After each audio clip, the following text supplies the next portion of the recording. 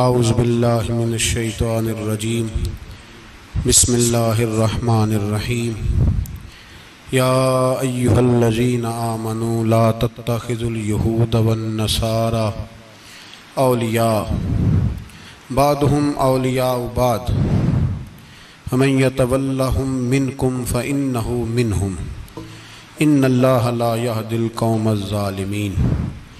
صدق اللہ العظیم وصدق رسولہ النبی الکریم۔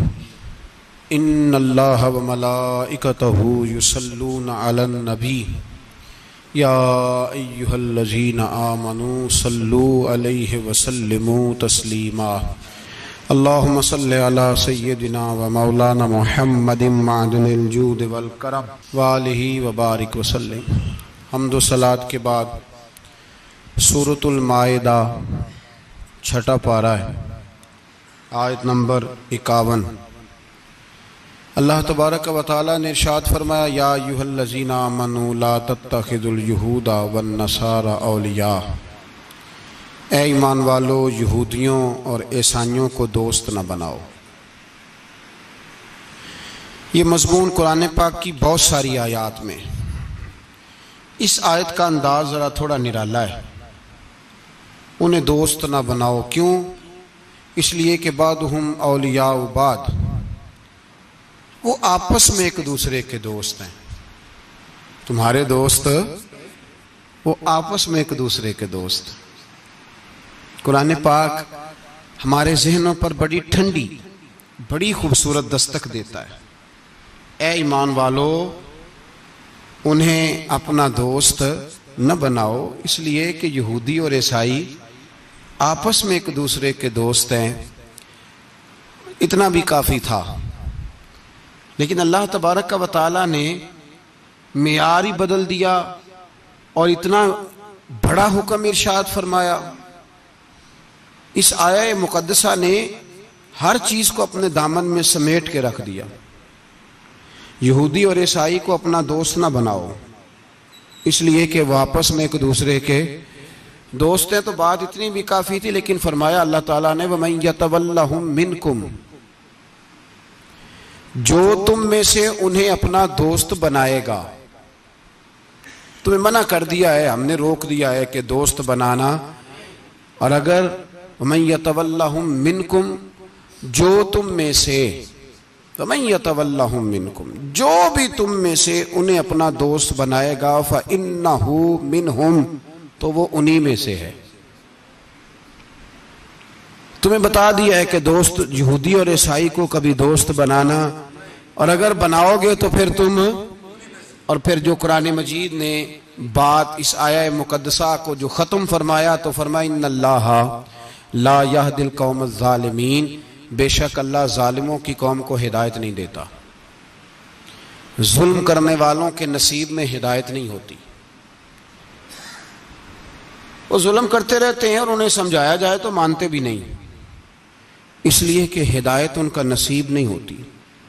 میرے بھائی، دنیا میں بد نصیب ہے وہ شخص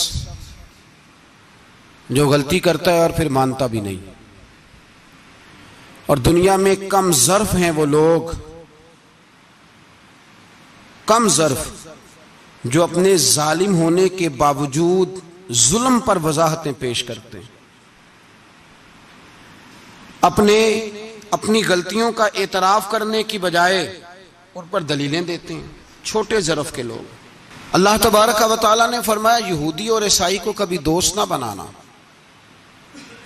میرے بھائیوں، میرے بزرگوں، میرے دوستوں، ہمارا دین تعصب سے پاک ہے، لیکن تسلب کا حامی ہے۔ تعصب کا مطلب یہ ہوتا ہے کہ کہنا مار دو دوسرے کو، برداشت ہی نہ کرو، اور تسلب کا مطلب یہ ہوتا ہے کہ اپنے دین میں پختہ ہو جاؤ، اپنے دین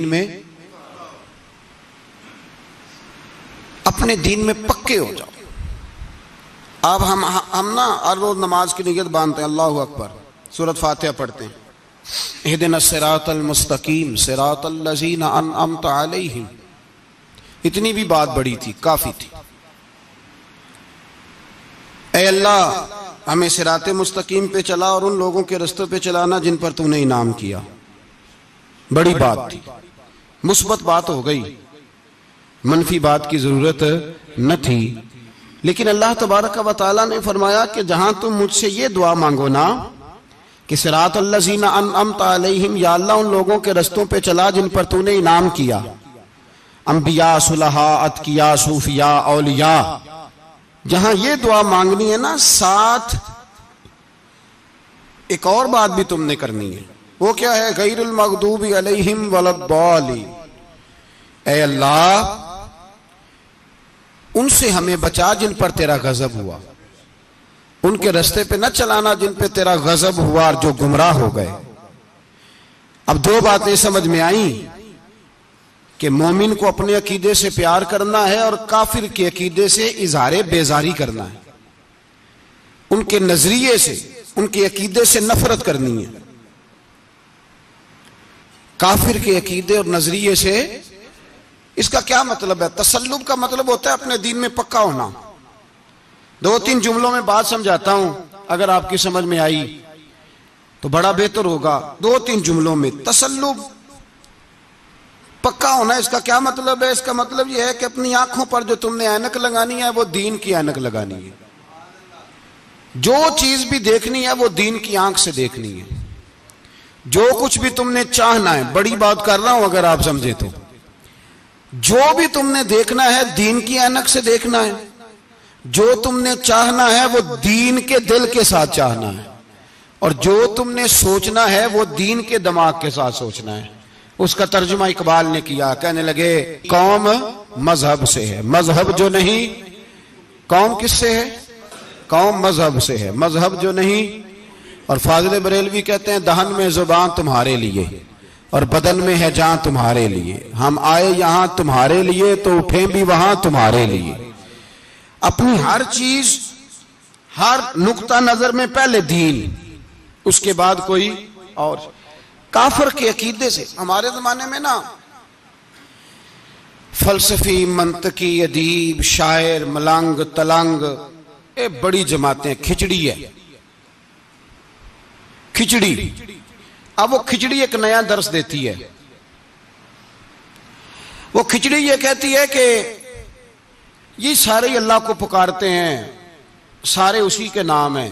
یہ سارے، ہمارے ایک سابق وزیر اعظم نے بھی کہا تھا، ایک نوجوان کی عادت دی ہے گھسی پٹی جماعت نے، وہ بھی یہی کہتے ہیں. ہولی پہ بھی چلے جاؤ، دیوالی پہ بھی چلے جاؤ، ہندوؤں کے مندر میں بھی چلے جاؤ، وہ کہتے ہیں سارے اسی کے نام ہے. جو بت کو پکار رہا ہے وہ بھی اسی کو ہی پکار رہا ہے، معاذ اللہ. جو رام رام کہہ رہا ہے وہ بھی بات اصل وہی ہے. وہ بیوقوف ہو. اگر بت کو پکارنے والا بھی کسی نہ کسی رنگ میں اللہ کو ہی پکار رہا تھا معاذ اللہ، تو پھر نبی پاک صلی اللہ علیہ وسلم کو کیا ضرورت تھی بتوں کا مقابلہ کرنے کی؟ تم نے تو سارا دین ہی مشکوک کر دیا ہے. ہر شے مشکوک ہو گئی. جو بتوں کو پکار رہا ہے وہ بھی اسی کو پکار رہا ہے، جو رام کہہ رہا ہے وہ بھی اسی کو کہہ رہا ہے، جو پتھر پوج رہا ہے وہ بھی. کیا تماشا لگایا ہوا ہے. اللہ تبارک و تعالیٰ تو اتنا غیور ہے، وہ کہتا ہے ان اللہ لا یغفر ان یشرک بہ ویغفر ما دون ذلک لمن یشاء. میں ہر چیز بخش دوں گا، میرے ساتھ کسی کو شریک نہ بنانا، میں اس کی معافی نہیں دوں گا. اللہ کے پیارے پیغمبر حضرت عزیر، جناب عیسیٰ علیہ السلام کو جب لوگوں نے معاذ اللہ خدا کا بیٹا کہا تو رب تبارک و تعالیٰ نے قرآن پاک کی آیتیں نازل فرمائی. فرمایا یہ جھوٹ بولتے ہیں، یہ ظلم کرتے ہیں اپنی جانوں پر. او بھائی یہ کھچڑی جو پکا رہے ہیں نا ملنگ لوگ، ادیب لوگ، سارے اسی کے نام ہیں. اس کا ایک ہی نام ہے، لا الہ الا اللہ، لا الہ الا اللہ، لا الہ الا اللہ. اس کے سوا کوئی بھی معبود ہو ہی نہیں سکتا، سوال ہی نہیں. او خدا کے بندے، یہ فلسفہ. اور پھر ہم سیانے بڑے، ہمارے دلوں میں رحمت بڑی ہے، نرمی بڑی ہے کافر کے حق میں، مشرک کے حق میں. سارے جی اسی کو پکارتے ہیں. تو زیادہ مہربانی کرنے والا ہے یا نبی پاک زیادہ رحمت للعالمین ہے؟ حضور نے تو فرمایا بت کے پجاری سے جہاد ہوگا تلوار کے ساتھ، پنڈت اور جوگی کاٹے جائیں گے تلوار کے ساتھ.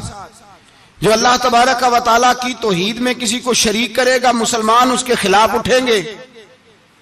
تو کہہ رہا سارے یہ ایک ہیں. تسلب نہیں، دین کی پختگی نہیں. ہمارے ہاں لوگ مسئلہ پوچھتے ہیں پاکستان میں جو عیسائی رہتے ہیں نا وہ غریب ہیں، پاکستان میں جو عیسائی رہتے ہیں نا وہ، اور جو امریکہ میں رہتے ہیں. پاکستان کے اندر جو لوگ ہیں نا وہ مسئلہ پوچھتے ہیں، کہتے ہیں جی عیسائیوں کے ساتھ کھانا پینا جائز ہے. میں نے کہا امریکہ میں جب رہتے ہو تب کیوں نہیں پوچھتے؟ یہاں تم مسئلہ پوچھتے ہیں نا لوگ عیسائیوں کے ساتھ کھانا پینا جائز ہے کہ ناجائز، اور وہاں جب تمہیں ضرورت ہوتی ہے پاسپورٹ کی تو عیسائی بی بی سے نکاح کر لیتے ہو. اور پوچھو نا اپنے ملک کے سیاستدانوں سے، پوچھو ان سے کہ تمہارے بچے جو جا کے وہاں روٹیاں کھاتے ہیں تو کون سے ہوٹل ہیں جہاں بالکل جائز تمہارے لیے علیحدہ سے پکتا ہے؟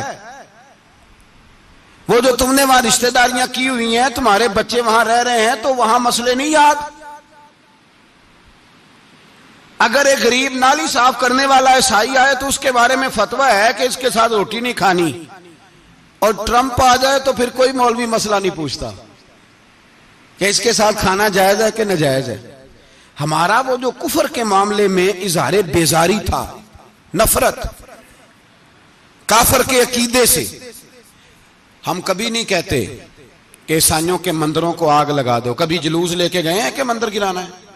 بولے ان کا گرجا کبھی گرایا ہے؟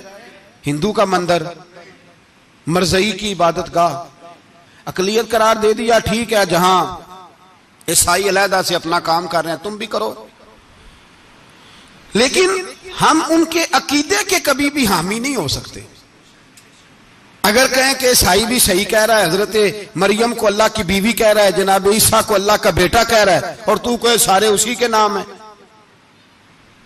تو یہ بات تیری درست اس لیے کہ ہم تو روز کہتے ہیں قل هو اللہ احد اللہ الصمد لم یلد ولم یولد. نہ کسی کا باپ ہے نہ کسی کا بیٹا ہے. ولم یکن لہ کفوا احد، اس کا تو کوئی ہمسر ہی نہیں، اس جیسا دوسرا کوئی ہے ہی نہیں. تو بھائی جس عقیدے کا تو اعلان کر رہا ہے، جو آدمی تیرے عقیدے کے خلاف چل رہا ہے اس کو تو نے صحیح کیسے کہہ دیا؟ یہ کیسے ہو؟ تو میرے بھائی اسلام یہ کہتا ہے کہ اساس، بنیاد، نظریہ، تو اپنے نظریے پہ ناز کرے گا، دوسرے کے نظریے سے اظہار بیزاری کرے گا. اور بھائی جاگو اور بس کر دو، جاگ جاؤ. اساس، بنیاد، نظریہ اصل ہے، اور اصل پر سمجھوتا ہو ہی نہیں سکتا. بخاری شریف میں ایک حدیث ہے، بات مضبوط کرنے کے لیے عرض کرتا ہوں. حضرت یحییٰ ایک تابعی بزرگ ہیں، وہ کہتے ہیں حضرت عبداللہ ابن عمر رضی اللہ تعالیٰ عنہ میرے پاس آئے تو میں نے ان سے کہا حضور ہمارے محلے میں ایک جماعت رہتی ہے مسلمانوں کی، وہ نمازیں بھی پڑھتے ہیں، روزے بھی رکھتے ہیں، زکوٰۃ بھی دیتے ہیں، حج بھی کرتے ہیں، بس تقدیر کو نہیں مانتے. صرف ایک چیز کے انکاری ہیں، تقدیر کے. تو کیا حکم ہے؟ تو آپ فرمانے لگے ان سے کہہ دو کہ ہمارا تمہارا کوئی تعلق نہیں، ان سے کہہ دو ہمارا تمہارا کوئی رشتہ نہیں، ہمارا تمہارا کوئی کسی قسم کا رابطہ.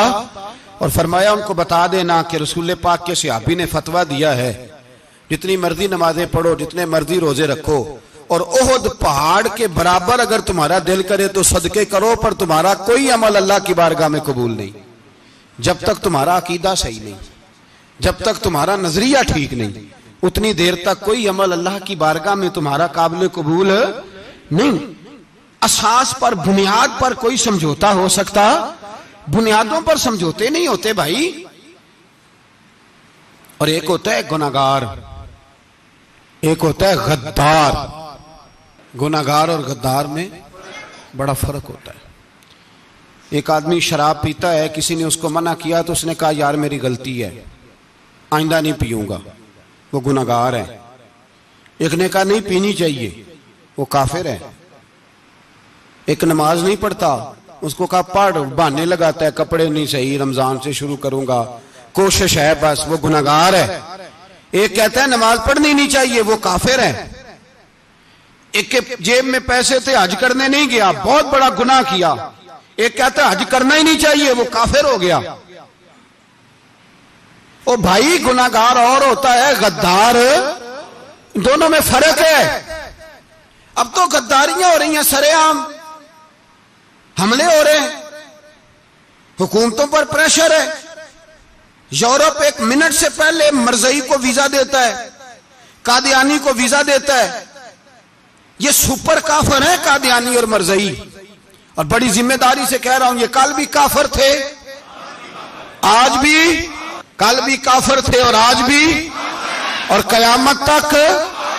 اور اگلی بات سن لو، من شکا فی کفر ہی فقد کفر، جو ان کے کفر میں شک کرے وہ بھی کافر ہے۔ سن لو، یہ فتویٰ دے دینا بے شک جس کو مرضی۔ من شکا فی کفر ہی فقد کفر، جس بندے نے مرزئی کے، قادیانی کے کافر ہونے میں شک کیا، وہ بندہ بھی پکا کافر ہے، پیٹا کافر ہے، جس نے ان کے کافر ہونے میں۔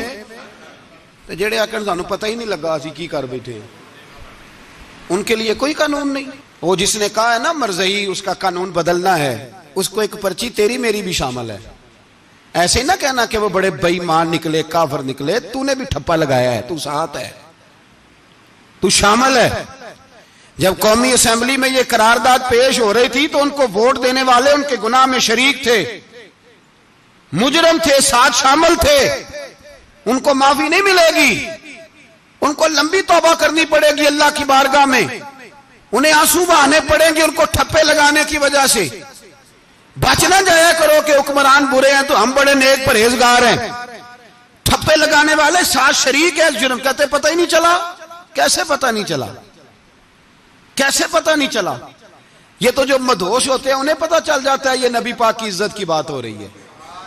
بندہ مدہوش ہو نا، مدہوش، بے ہوش ہو مسلمان، رسول اللہ کی بات ہو تو اس کی بھی آنکھیں کھل جایا کرتی ہیں، اور تم جاگتے پڑھے لکھے اسمبلیوں میں بیٹھے مالدار، تم پتہ ہی نہیں چلا قانون بدل گیا، خبر ہی نہیں ہوئی۔ یہ دھوکہ کسی اور کو دینا، ہم تمہارے ان دھوکوں میں آنے والے کہ کسی اور کو سنانا کہانیاں، ہمیں نہیں سمجھ آتی تمہاری کہانیاں، کہتے غلطی ہو گئی، بھول گئے۔ اور وزیر اعلیٰ صاحب کہتے ہیں اس کو نکال دینا چاہیے۔ کس نے نکالنا ہے نا تماشا؟ کہتے ہیں اس کو نکال دینا چاہیے جس نے اس قانون میں، تو کس نے نکالنا ہے؟ حکومت تو آپ کی ہے، تو کون نکالے گا؟ شرم کرو، مر جاؤ ڈوب کے۔ یہ تمہارا طریقہ ہے؟ جرم کرتے اور جرم کر کے کہتے ہو نہیں نہیں نکال دینا، کون نکالے گا؟ نکالو، پتہ چلے تمہارا۔ امیر ملت پیر جماعت علی شاہ صاحب محدث علی پوری رحمت اللہ علیہ، پیر صاحب فرماتے ہیں جب پاکستان بن رہا تھا تو ہم نبی پاک صلی اللہ علیہ وسلم کی عظمتیں بیان کیا کرتے تھے۔ ہم کہتے تھے لوگوں پاکستان بنے گا تو اس میں نبی پاک کا نظام آئے گا، غریب امیر کا فرق مٹ جائے گا، اس میں کوئی برادری نہیں ہوگی، ایک برادری ہوگی جس کا نام مسلمان ہوگا، اس میں چھوٹا بڑا امیر غریب ایک ہی صف میں کھڑے ہو گئے، محمود و ایاز، نہ کوئی بندہ رہا نہ کوئی بندہ نواز، یہ پاکستان ہوگا۔ اور کہتے ہیں ہندو پنڈت تقریریں کرتے تھے، او وہاں نبی پاک کا نظام نافذ ہوگا، معاذ اللہ ہاتھ کٹیں گے، گردنیں کٹیں گی، بڑا وہ معاذ اللہ مخالفت کرتے تھے۔ وہ کیا پتا تھا کہ بعد میں یہاں بھی سارے وہی تماشے ہوں گے جو وہ کہہ رہے ہیں۔ تو پیر صاحب کہتے ہیں کہ جگہ ہندوؤں کا جلسہ تھا، ہندوؤں کا پنڈت تقریر کر رہا تھا، وہاں سارے ہندو بیٹھے تھے، تو اس پنڈت نے نا تقریر کرتے کرتے نبی پاک کی شان میں کوئی بے ادبی کر دی معاذ اللہ، کیونکہ سارے ہندو تھے، کوئی مسلمان نہیں تھا۔ ایک ملنگ بیٹھا تھا دور، اس نے دوری ڈنڈا پکڑا ہوا تھا اور کوئی اپنی موج کا کام کر رہا تھا۔ آپ کو پتا ہے ان کے پاس جو ڈنڈا ہوتا ہے بڑا رنگین ہوتا ہے، کوئی اسپیشل بنایا ہوتا ہے انہوں نے، تو بیٹھا تھا ملنگ۔ میں نے کہا بے ہوش بھی ہونا، جو بے ہوش ہو مسلمان، رسول اللہ کا نام آئے تو اس کی بھی آنکھیں کھل جایا کرتی ہے، تیری بند کی باندھی رہ گئی ہے، کیسے ہو گیا؟ ہاتھ میں ڈنڈا تھا اور وہ اپنے کام لگا ہوا تھا۔ جب اس کے کانوں میں سپیکر کی آواز آئی نا کہ نبی پاک کے بارے میں بات کی ہے، تو ڈنڈا اٹھایا، پیچھے سے اسٹیج پہ چڑھ گیا، اور ہندوؤں نے سمجھا ملنگ آدمی ہے، اس نے کیا کرنا ہے۔ آیا پنڈت کے پاس اور وہ کہتا ہے میں نے 3 ڈنڈے اتنی زور سے مارے کہ چوتھے کی ضرورت ہی نہ پڑی، اتنی زور سے 3 ڈنڈے سر پہ مارے کہ چوتھے کی ضرورت ہے، اس کی پھر آواز ہی نکلی، مر گیا وہ۔ مجھے پکڑا جیل میں پھینک دیا. امیر ملت پیر جماعت علی شاہ صاحب کہتے ہیں میں امرتسر کی جیل میں ملنے گیا اور میں نے اس کے سامنے کھڑے ہو کے کہا, میں نے کہا بیلیا, نہ تو نماز پڑھے, نہ تو روزہ رکھے, نہ تو مسجد آئے, نہ تو کوئی اور کام کرے, اور اتنا بڑا تو نے کام کیا, گستاخ مار دیا. تو پیر صاحب کہتے ہیں وہ ملنگ اپنے پیروں پہ اٹھ کے کھڑا ہو گیا اور اس کی آنکھوں میں آنسو تھے اور میری طرف دیکھ کے کہنے لگا, پیر جی میں نے لمیاں گلاں تے نہیں آندیاں, میں انپڑھا چوکھا تے نے مینوں پتا گناہگار ہاں, بڑا گناہگار ہاں, بڑا گناہگار ہاں, بڑا گناہگار, بڑا گناہگار ہاں, پر قسم اللہ دی عزت دی میں گناہگار ہاں پر اپنے نبی دا غدار نہیں, گناہگار ہاں پر رسول اللہ دا غدار کوئی بات نہیں. اگر کوتاہیاں کرتا ہوں تو اب یہ تو نہیں نہ ہو سکتا کہ اونچی اور سچی سرکار کی کو میرے سامنے بے ادبی کر کے چلا جائے. یہ تینوں پتہ ہی نہیں لگا, تو کہتا خبر ہی نہیں ہوئی, کب ہو گیا پتہ ہی نہیں تھا, وضاحتیں دیتا پھرتا ہے. اور کچھ مولوی ملا جو دھبا ہے دین کے نام پہ وہ وضاحتیں دیتے پھرتے ہیں, کہتے ہیں مناظرے کر لو, شرم کرو. دین کے نام پر ووٹ مانگ کے اسمبلیوں میں جاتے ہو اور وہاں جا کے ان بے ایمانوں کی گودوں میں بیٹھ جاتے ہو, تمہیں حیا نہیں آتی؟ اور نبی پاک کی بات آئے تو پھر بھی تمہاری غیرت جوش نہیں مارتی, پھر بھی دلیلیں دیتے پھرتے ہو. میرے رسول پاک علیہ السلام کے غلاموں یاد رکھو, دین میں تسلط پیدا کرو, مضبوطی. کل لوگ مسئلے پوچھا کرتے تھے کہ صحابی کا اہل بیت کا بے ادب ہے تو اس کے جنازے پہ جائیں کہ نہ جائیں. اب نہیں لوگ پوچھتے, اب ہمارے دلوں میں فتوے زیادہ آ گئے ہیں, مرضی کرتے پھرتے ہیں. ہمارا بچہ کسی بد مذہب کی مسجد میں جاتا ہے, ہم کہتے ہیں نہیں نہیں ویسے ہی جاتا ہے. تجھ سے پوچھا جائے گا, اس دن پتا چلے گا, جس دن تم مرے گا تو تیرے لیے دعا بھی نہیں کرے گا, تیری قبر پہ بھی نہیں جائے گا, تجھے پتا چلے گا اس دن کہ ویسے ہی جاتا ہے کہ ایسے جاتا ہے. کوئی پابندی نہیں, کوئی تسلط بھی نہیں, عقیدے میں ایمان میں کوئی پختگی نہیں, ہمیں خیال ہی نہیں کہ کدھر جا رہی ہیں اولادیں, سوچتے ہی نہیں ہم. خیال ہونا چاہیے, سمجھ ہونی چاہیے. میرے رسول پاک علیہ السلام کے صحابہ میں تسلب تھا, تسلب. سگی اماں بھی اگر بے ایمان ہوتی تھی تو صحابہ قریب نہیں آنے دیتے تھے. حضرت اسماء بنت ابی بکر صدیق ان کی ماں مشرکہ تھی. جناب صدیق اکبر کی ایک زوجہ حضرت ابو بکر نے طلاق دے دی. کچھ عرصے کے بعد وہ اپنی بیٹی کو ملنے آئی, ماں بیٹی سے ملنے آئی تو حضرت اسماء بنت ابو بکر کو پیغام بھیجا, کہا بیٹے میں تجھے ملنا چاہتی ہوں. تو کہا اماں ذرا ٹھہر جا, پہلے میں اپنے نبی سے پوچھ لوں. پہلے اپنے ماں بعد میں ہے, نبی پہلے ہیں. پہلے حضرت اسماء حضور کی بارگاہ میں گئی, یا رسول اللہ میری اماں ملنا چاہتی ہے اور مشرکہ ہے, حکم کیا ہے؟ فرمایا تو ماں کی حیثیت سے مل سکتی ہے. انہوں نے تو سگے ماں باپ سے ناطے توڑ لیے, سگے رشتہ داروں سے, اور تو ان سے دوستیاں ختم نہیں کر سکتا, تیرا تعلق بھی نہیں. نہیں, سارے اسی کو پکارتے ہیں, سارے ایک ہی ہیں. یہ تماشے کسی اور کو دکھانا, یہاں رسول اللہ کے غلام بستے ہیں. ہمارا عقیدہ بڑا پختہ ہے, بڑا پختہ, بڑے پختہ نظریات کے لوگ اللہ نے اس دھرتی کو عطا فرمائے. اس زمین نے بڑے کامل مومن پیدا کیے. بھائی یاد رکھو, رسول پاک علیہ السلام کے غلاموں میں اپنے دین کے لیے تسلط تھا, پختگی تھی, کفر سے بیزار رہتے تھے. اگر سب کو ایک میں ایک ہی کرنا تھا تو پھر اتنی لمبی چوڑی جدوجہد, امیر حمزہ کا کلیجہ نکل گیا, کان کٹ گئے, سب کچھ ہو گیا, اور آج تم ان شہیدوں کی لاشوں پہ کھڑے ہو کے کہتے ہو کہ یہ تو ایسے ہی کٹ گئے. مذاق ہے یہ, کوئی مذاق ہے؟ اصل بات بتاؤں آپ کو کیا ہے, دین مفت میں ملا ہے, اور جو شے مفت مل جاتی ہے اس کی قدر نہیں ہوتی. قدر دین نبی دا ایک ہی جانن دنیا دار کمینے, دین نبی دا جانن والے سونگے وچ مدینے. تجھے کیا پتا, تجھے کیا خبر اس دین کی؟ کوئی خبر ہی نہیں. میرے رسول پاک کا پسینہ کتنا بہا ہے. کبھی تیرا پھیرا لگے تو احد کے پہاڑ سے جا کے پوچھنا نبی پاک کا خون کتنا بہا ہے. کبھی ٹائم ملے نا, ملک شام جا اور حضرت بلال کی قبر پہ کھڑے ہو کے پوچھ دین کتنا قیمتی ہے. اور پھر اس سے زیادہ بات پوچھنی ہو نا کبھی تو مدائن جا, حضرت سلمان فارسی کے مزار کے پاس ان سے پوچھ دین کی قیمت کتنی ہے. وہ تجھے بتائیں گے کہ کئی 100 سال لگ گئے نبی پاک کے قدموں میں پہنچنے تک. 100 سال, کئی 100 سال. اور اگر پھر بھی تجھے تسلی نہ ہو تو جنت البقیع میں جا اور سیدہ طیبہ طاہرہ حضرت فاطمہ الزہرا سے پوچھ، ان سے پوچھ بی بی اس دین کی قدر کیا ہے، وہ تجھے بتائیں گی کہ جب دین کے چہرے پہ سرخ رنگ بھرنا تھا تو میں نے حسین کا خون دے کے بھرا ہے۔ وہ تجھے بتائیں گی کہ اس دین کو جب پینٹ کرنا تھا تو میں نے جناب علی اصغر کے بازوؤں کے ساتھ مصوری کی ہے۔ اس کو آسان سمجھ رکھا ہے لوگوں نے، آسان سمجھ رکھا ہے، کہا تم کٹ گئے۔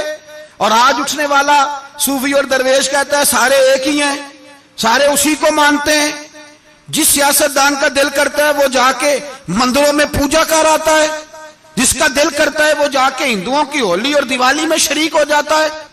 سب ایک ہی ہیں۔ اگر ایک ہی تھے تو حسین کا علی اصغر کیوں شہید ہوا؟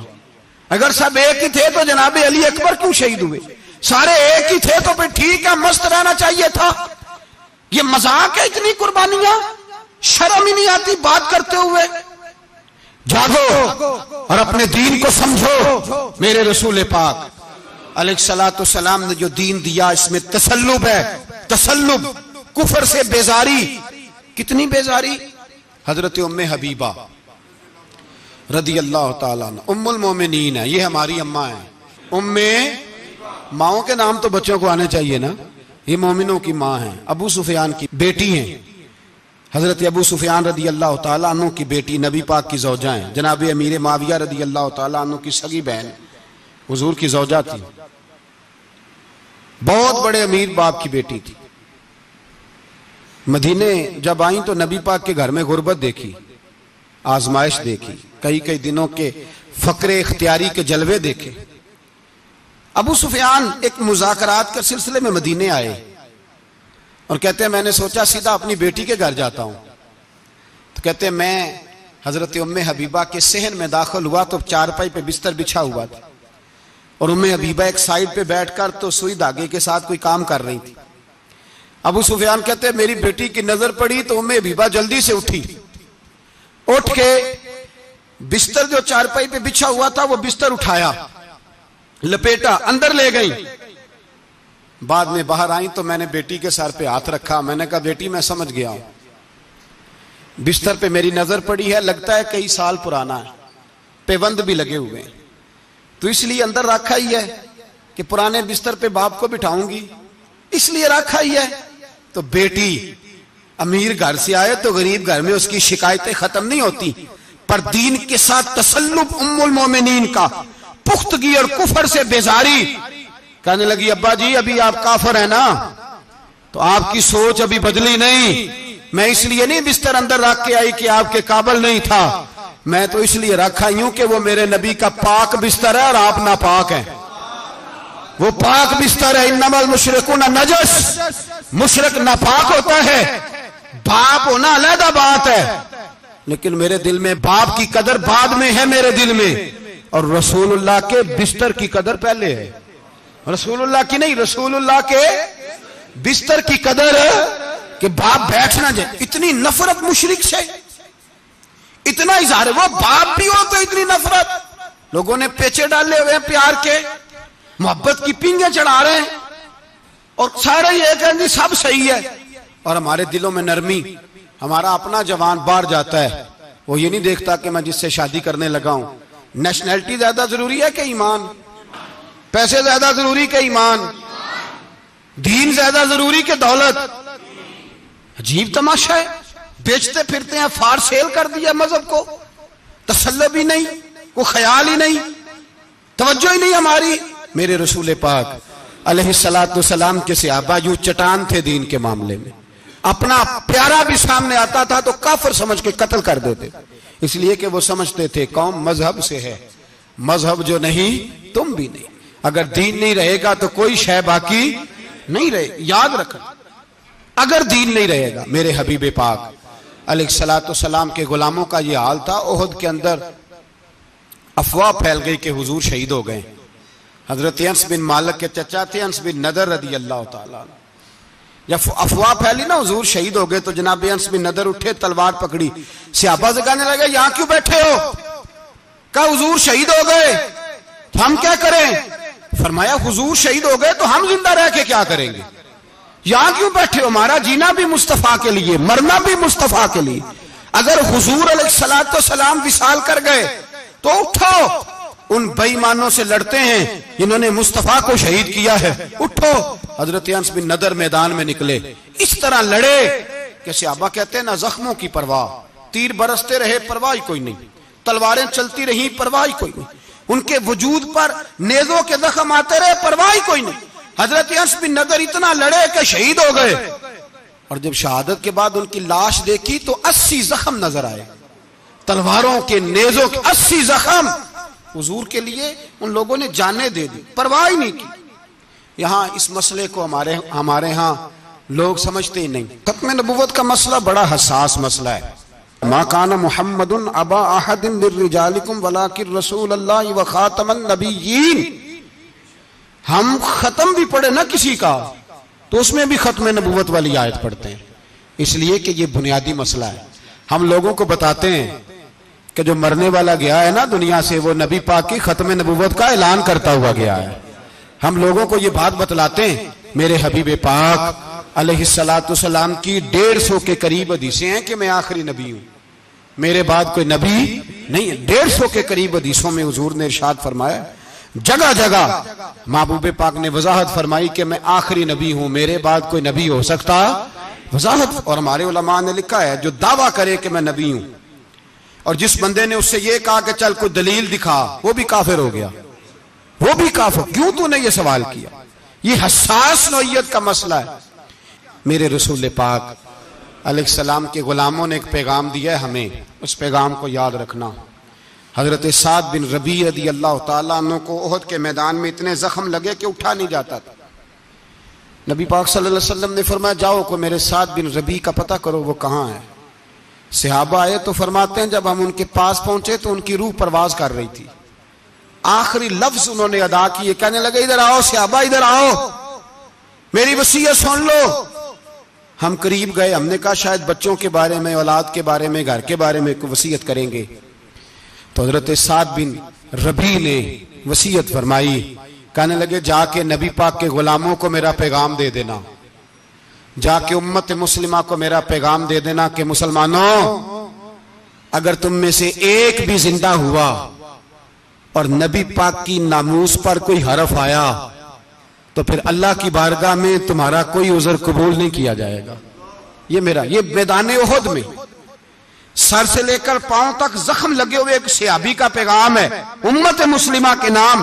حضرت سعد بن ربیع رضی اللہ تعالیٰ عنہ فرمانے لگے میں مرتے وقت مسلمانوں کو پیغام دے کے جا رہا ہوں کہ اگر حضور کی عزت پر، ناموس پر، نبی پاک صلی اللہ علیہ وسلم کی ذات پر ذرا سا بھی حرف آیا اور مسلمان زندہ ہوئے، اور پھر اگر وہ سمجھیں کہ ہمیں اللہ کی بارگاہ سے معافی مل جائے گی، تو یاد رکھنا رب ہر بات معاف کرے گا، اس بات میں تمہیں اللہ معافی، اس میں تمہیں یہ پیغام دیا سعد بن ربیع نے، اور امت کو سمجھایا کہ ہر بات میں کمپرومائز کر لینا، رسول اللہ کی ذات کے بارے میں کمپرومائز نہ کرنا۔ جب سے مرزائیوں کو ان سپر کافروں کو اقلیت قرار دیا گیا ہے، اس کے بعد کسی مرزائی کی عبادت گاہ جلائی ہے مسلمانوں نے؟ بولے کبھی کسی مرزائی کے ساتھ مسلمانوں نے کوئی ظلم کیا ہے؟ بعد میں ٹھیک ہے اپنی عبادت کر رہے ہیں جس طرح بھی کر رہے ہیں، باقی اقلیتیں بھی رہیں۔ کبھی دوبارہ علماء نے یہ تحریک چلائی ہے کہ انہیں پاکستان سے نکالو، یہ کیوں بستے ہیں یہاں؟ اقلیت ہے تو رہنے دو۔ جو بے ایمان ہے، کافر ہے، اسے گھسیٹ کے دین میں کیوں لاتے ہو جب وہ آنا نہیں چاہ رہا؟ انہوں نے اس کانے بے ایمان کو نبی مانا ہوا ہے، وہ اس کو پیغمبر مانتے ہیں، کبھی ذلی نبی مانتے ہیں، کبھی بروزی نبی مانتے ہیں، پوری دنیا میں نیٹ ورک بنایا ہوا ہے، ہر جگہ ڈنڈورا پیٹتے پھرتے ہیں۔ وہ کہتے ہیں خاتم النبیین کا معنی یہ ہے کہ نبی پاک تو مورے لگانے آئے ہیں، بڑے نبی آ سکتے ہیں۔ ان کا عقیدہ یہ ہے کہ مرزا مستقل نبی نہیں تھا، وہ حضور کا سایہ بن کے آیا تھا۔ وہ معاذ اللہ جس نبی کا اللہ پاک نے ظاہری حیات میں سایہ نہیں بنایا، یہ کانا سایہ بنے گا نبی پاک کا؟ اس بے ایمان کو وہ اپنا پیشوا مانتے ہیں۔ چلو چھوڑو، جو کافر کو اپنا پیشوا مانے وہ بندہ صحیح ہوتا ہے؟ چلو نبی نام بھی مانے، پیشوا مانے، وہ صحیح ہوتا ہے؟ اتنے پکے بے ایمانوں اور کافروں کو تم لوگوں نے گنجائش دینے کے لیے صرف مغربی یہ جو بنانا چاہتے ہیں نا، یہ اپنے اوپر سے لیبل اتارنا چاہتے ہیں کہ نہیں جی نہیں، ہم تو سب کو لے کے، وہ تو کئی دفعہ کہہ چکے ہیں جی سارے اسی کو پکارتے ہیں. نہ، سارے اسی کو نہیں پکارتے. اس کو اگر صحیح پکارتے ہیں تو مسلمان پکارتے ہیں، باقی اس کو صحیح پکارتے کہ جھوٹ بولتے ہیں، ملاوٹ کرتے ہیں، شرک کرتے ہیں، کفر کرتے ہیں. اور اللہ کی بارگاہ میں کفر و شرک کی کوئی معافی. یہ دنیا کو بتانا چاہتے ہیں نہیں جی نہیں، ہم بڑے نرم ہیں، ہم بڑے ایسے ہیں. ہم کوئی نرم نہیں، کوئی نرم نہیں. ہم نرم ہیں رحماء بینہم.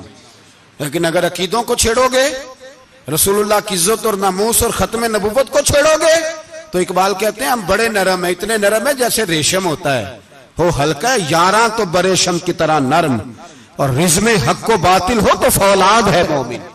پھر ہم نرم نہیں، پھر ہمارے اندر بڑی سختی ہے، بڑی سختی. حضرت ابو بکر صدیق سب سے زیادہ نرم تھے، پر ختم نبوت کا معاملہ آیا تو سب سے زیادہ سخت حضرت ابو بکر صدیق ثابت ہوئے. سب سے زیادہ ہم بڑے سخت ہیں، بڑے سخت. چیک نہ کیا کرو مسلمانوں کے ایمان کو، ٹٹولا نہ کرو. میری آپ سے بھی اپیل ہے کہ ایسے ہی کو بندہ اگر آپ کے گھر آ جائے نا اور آ کے کہے میں فلاں صاحب ہوں، تو روب میں نہ آیا کرو. اس سے پہلے پوچھا کرو یوں تو سید بھی ہو، مرزا بھی ہو، افغان بھی ہو، تم سبھی کچھ ہو، بتاؤ کہ مسلمان بھی ہو. بس کر دیں، اب بس کر دیں. ان لوگوں کے ہاتھ مضبوط کر دیں جو ہاتھ بڑھاتے ہیں تو نبی پاک کی ختم نبوت پہ ہی ڈال لیتے. ان کے ہاتھ مضبوط کرنے بند کرو، بند کرو ان ظالموں کے ہاتھ مضبوط کرنے. حضور آخری نبی ہیں. بولیے نبی پاک، سارے بولیے حضور.